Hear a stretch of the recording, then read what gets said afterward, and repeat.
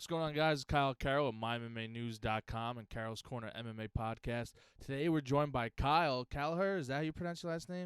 Kahler. Kahler. My apologies. Kyle Kahler.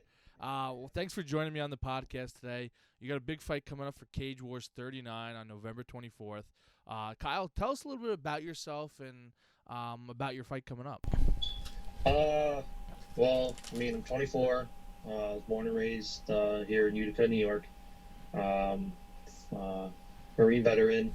I've been doing the sport just a little over a year now, and plan to take it a lot further than where it is, where I'm at right now. Of course, the goal is to be a world champ someday. I have the mindset of that I'm going to be there, just a matter of time. As for this fight, I'm excited about it. It'll be my first non-novice fight, so I'm really looking forward to feeling those kicks, or the shin on shin. And as for the guy I'm fighting, I have a lot to work with because he just fought my teammate Davey Doolin. Mm-hmm. So I can kind of learn like his bad habits, his tendencies, and honestly, I'm just looking forward to it. I know he's going to come out to fight. Him and Davey won all 3 rounds, and it was a great fight. And I'm expecting the same. I'm expecting no less, and I'm ready to go all 3 if I have to. Now, do you expect anything to be very different in the way you fight, being it's an advanced amateur rules fight? Obvious for the obvious things like the first the ground and pound to the face now. As for everything else, no, not really. I'm just gonna go out there and do what I normally do. Just take what he gives me. If he gives me a takedown, I'm gonna take it. If he gives me an opportunity to land some punches, I'm gonna take them. Kicks, same. Anything he gives me, I'm gonna take advantage of it, and I just work. Awesome. How would you explain? You're an MMA fighter, Mohawk Valley. For those who don't know, that's a pretty big gym in that area, in the upstate near the Schenectady area. What would you consider your style and what you've learned the most about yourself since becoming an MMA fighter and really getting into the sport? I started off as a striker. I was boxing when I was younger, so I definitely would say that's like my best attribute right there. This MMA, I know it sounds cliche and everything, but I've been really learning how to mix everything up, and always being aware of dangers that are always there. Like, okay, yeah, I can strike in here, but I always got to be aware that there's a takedown there, or okay, I get kicked in the leg, or kicked in the head, and then you just being aware of everything at all times and knowing how to defend against it, and even how to do it. I can strike this guy, then I can take him down. That's the biggest thing right there. Just knowing what's there and at all times. What's your record heading into this fight on November 24th? It's 1-1. I lost my first fight against Corey Butts, the former 155 champion. And then my second fight, I won that back in recently, actually in September. Okay. Now, what did you learn the most though from your loss, and what did you apply to your camp to help you improve? Well, one, I learned not to fight at 160 against bigger guys. I learned that a lot right there. I was thinking, okay, yeah, this guy's probably just gonna be like me, just didn't want to cut anything. And then I see him walk into the cage fight day, and I was like, that's a completely different guy right there. So I learned that right there. That was a hard lesson. And 2, just I guess just not let the nerves. Though I wasn't too nervous. Just learn how to stay calm. Just calm and believe in myself, and do what I'm supposed to do. Like I said, I'm a striker, so I'm going to go out there and obviously I'm going to strike. But going back to learning what I've been learning since I've been doing this sport is just be aware of everything else that could happen and knowing how to either defend against it or even apply it. So that right there,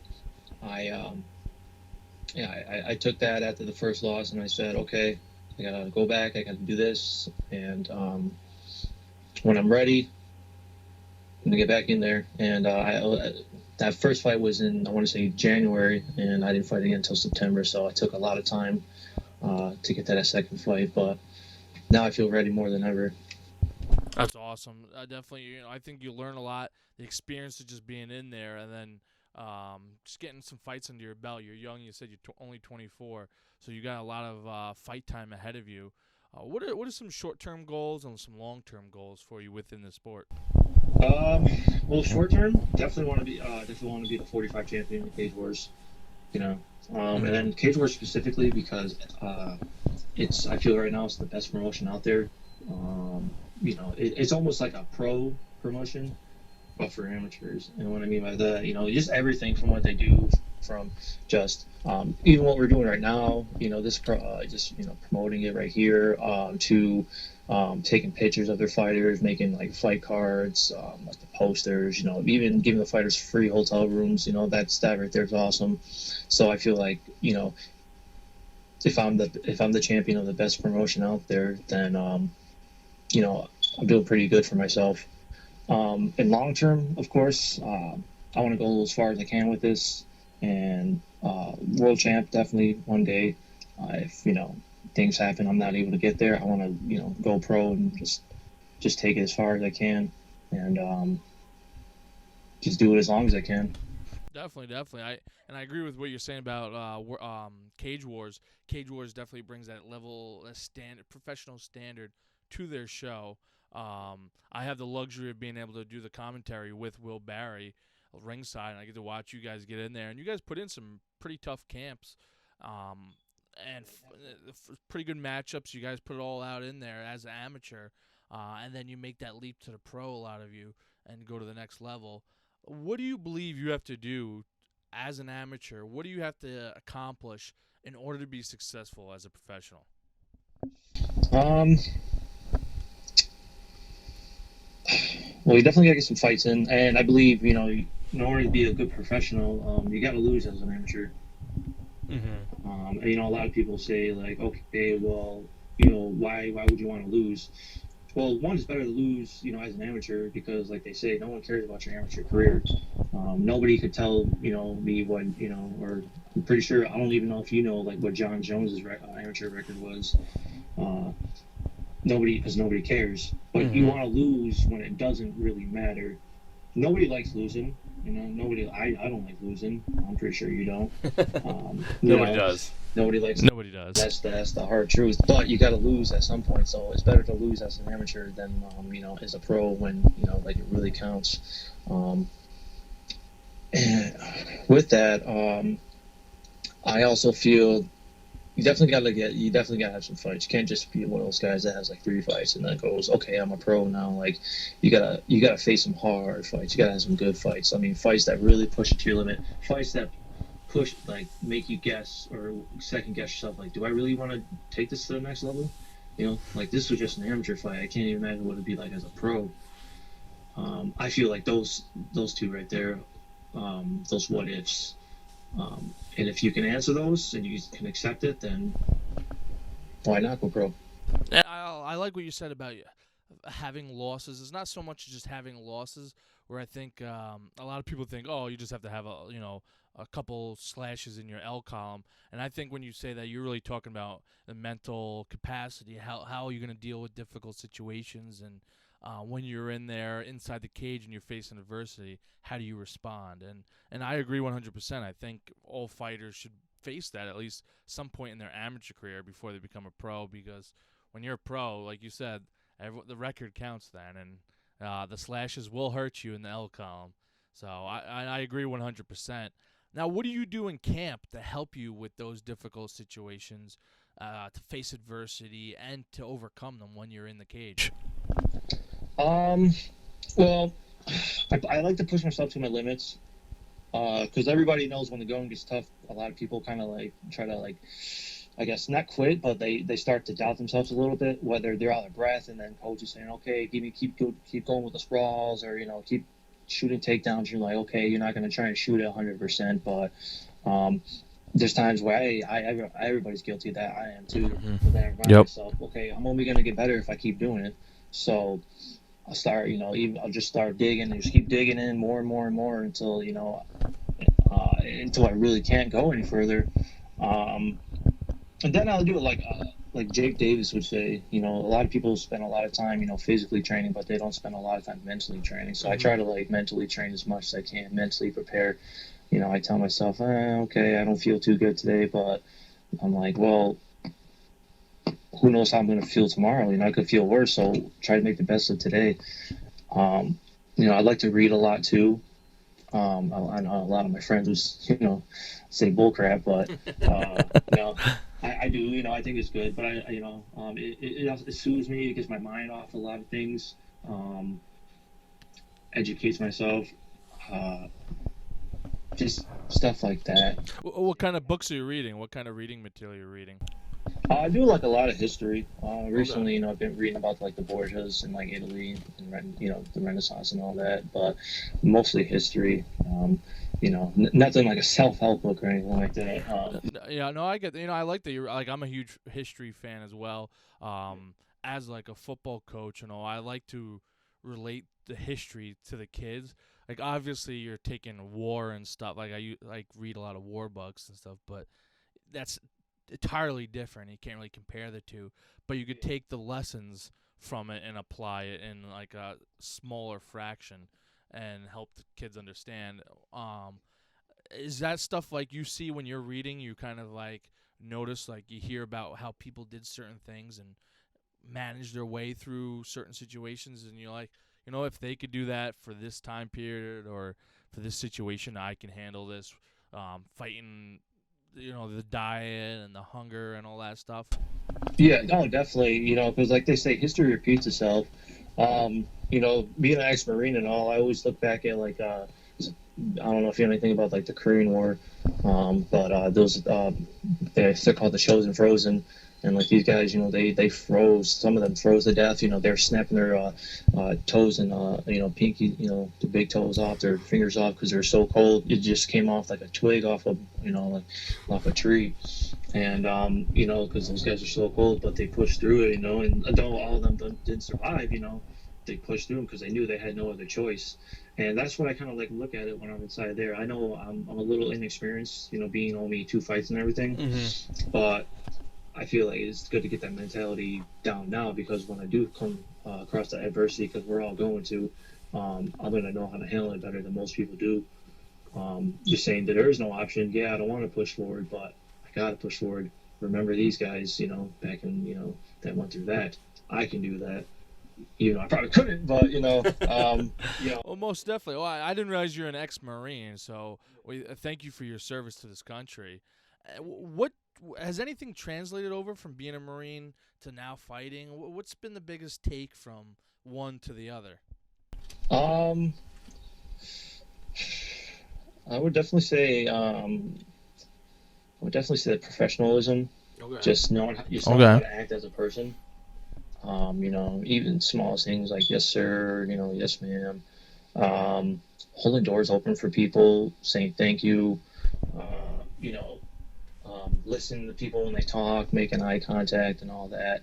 Of course, like the physical aspect of it too. Like staying in shape, staying healthy. We did some martial arts as well, but this is obviously a sport, so we concentrate on way more.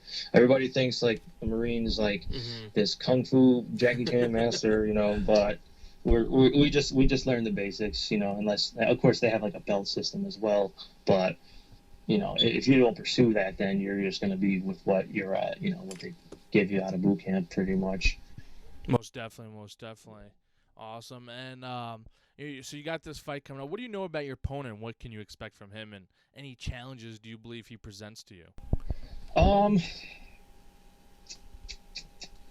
I know he's going to come out there and he's going to want to fight because, like I said, he fought Davey, so I can kind of know what I can expect from him.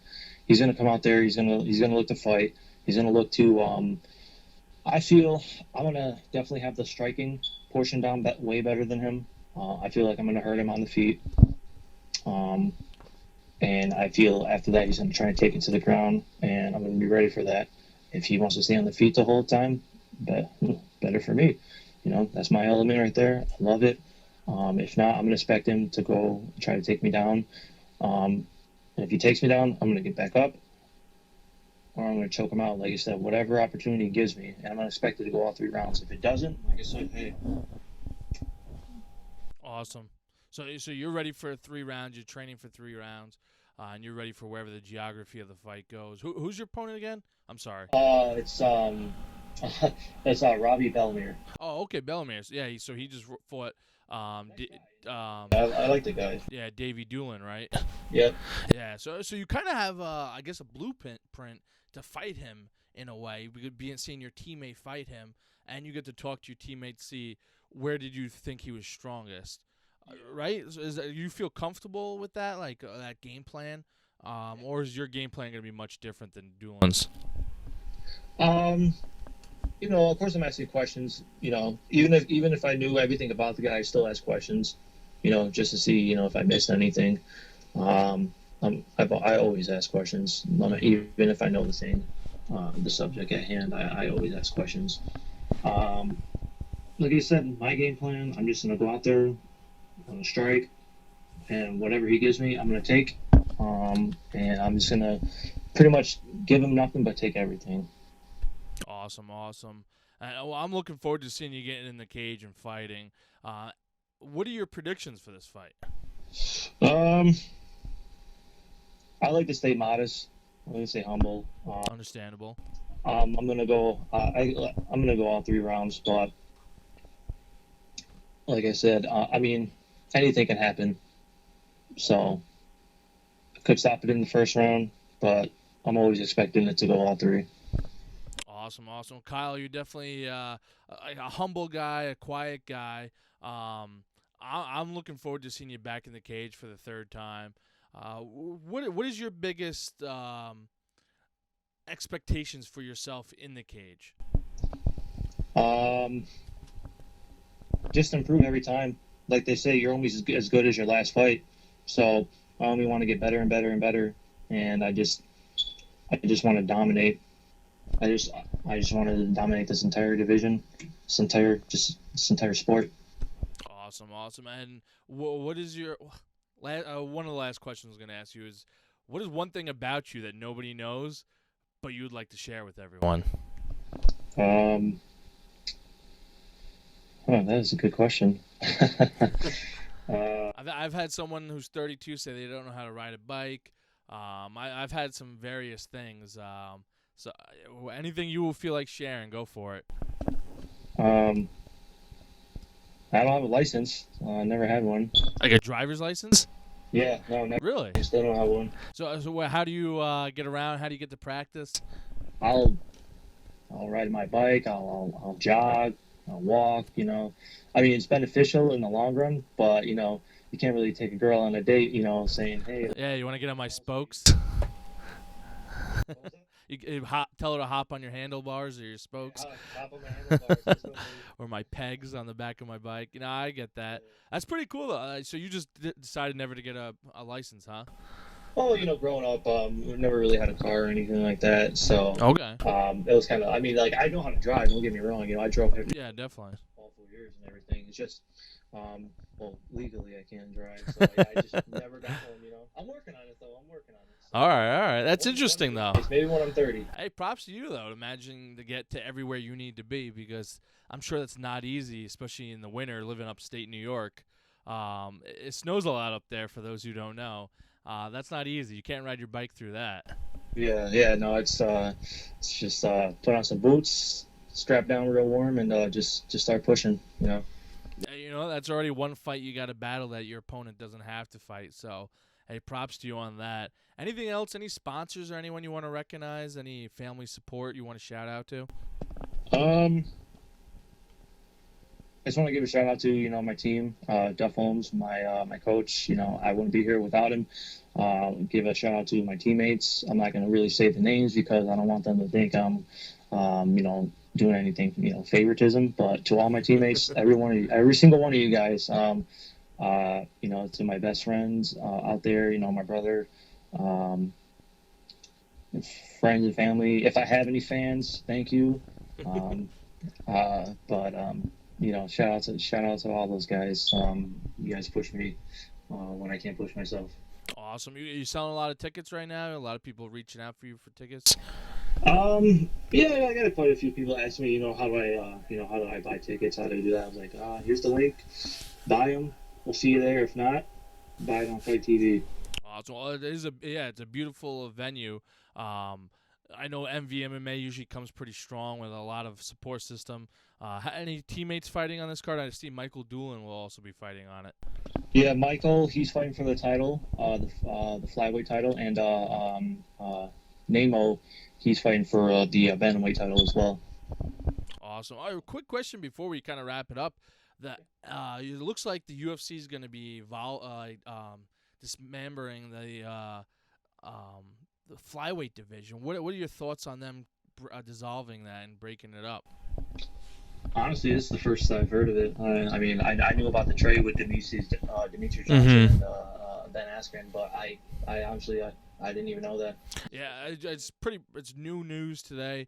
It's not like 100% definite, but it looks like Flow Wrestling released it that they're going to be dissolving the flyweight division without DJ. Who else is there really in that division? But now they're going to keep some and cut the rest of the fighters. I'm just curious what your thoughts are on seeing them kind of lose the division and kind of maybe push up a few people to the bantamweight. I think that's kind of it's kind of fucked up, honestly, because of one guy left, okay, yeah, he was the champion, but they didn't dissolve the light heavyweight division when John Jones got busted for steroids, so why are they going to do it to the flyweight division? I mean, yeah, don't get me wrong, the circumstances are different, but just because one guy left, that's kind of like slapping Henry Cejudo in the face right there, saying, okay, he left, we're going to cut out most of the talent. And that's even like a bigger middle finger to the rest of those guys. They're saying, well, because he left, now I'm out of a job, and I got to find somewhere else to go, or I got to move up in weight class. Yeah, it's kind of crazy to think about. You got Henry Cejudo, gold medalist in the Olympics for wrestling. You got Sergio Pettis, who's a pretty big name because of him and his brother, what they've done. There's a lot of big names on at that weight class, and there's a lot of fighters, though. I personally think they could have just maybe cut the weight class back to maybe 50 instead of 100 or so. I do think right now there is an overwhelming amount of MMA, whether on all levels, but just to get rid of a whole weight class like that's kind of crazy. Yeah, no, that right there, that's just, like I said, it's the first I'm hearing this, so I'm kind of like in like shock almost, but that's not cool, man.